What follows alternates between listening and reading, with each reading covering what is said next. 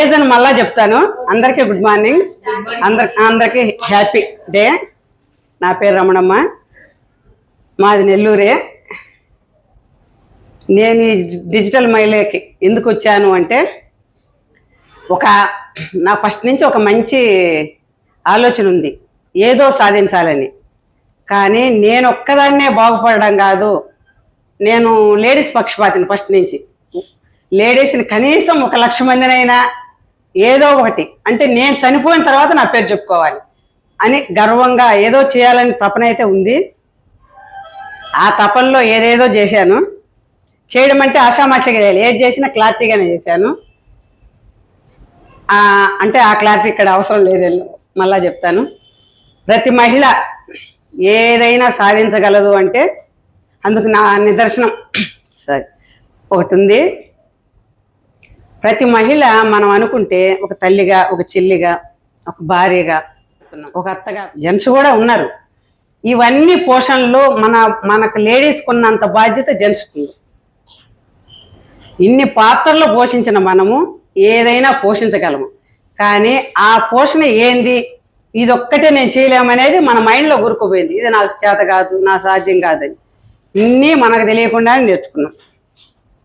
చిన్నప్పుడు చదువుకున్నాం అంటే స్కూల్లో టీచర్ ఉన్నాడు, మన అమ్మ నాన్న పంపించినప్పుడు మనం స్కూల్లోకి వెళ్ళాం.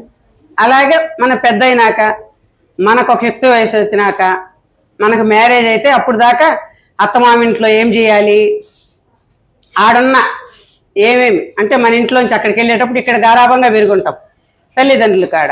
అక్కడికి వెళ్ళేటప్పుడు ఏం చేయాలంటే అప్పుడే చెప్పొద్దు తల్లి బాధ్యతగా.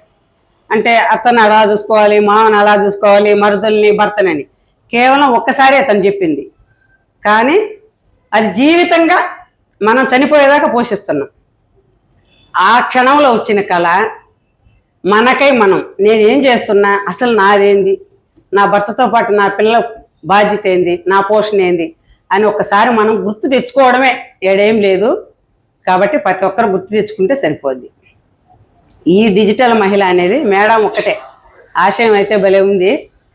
వయసు చిన్నదైనా నేను కూడా నా నీష్ క్లారిటీ అప్పుడు చెప్పా, మీకున్న కోరికలు మీకున్నది నాకు ఉంది, కాకపోతే మీరు ముందుగా ధైర్యంగా ముందుకెళ్ళారు, నేను ఆడాడే ఉన్నాను. ఎందుకంటే సరైన గైడ్ లేక, నాకు మెంటర్ లేక ఇలా ఉన్నానమ్మా, మీరు మెంటర్గా వచ్చారని చెప్పాను.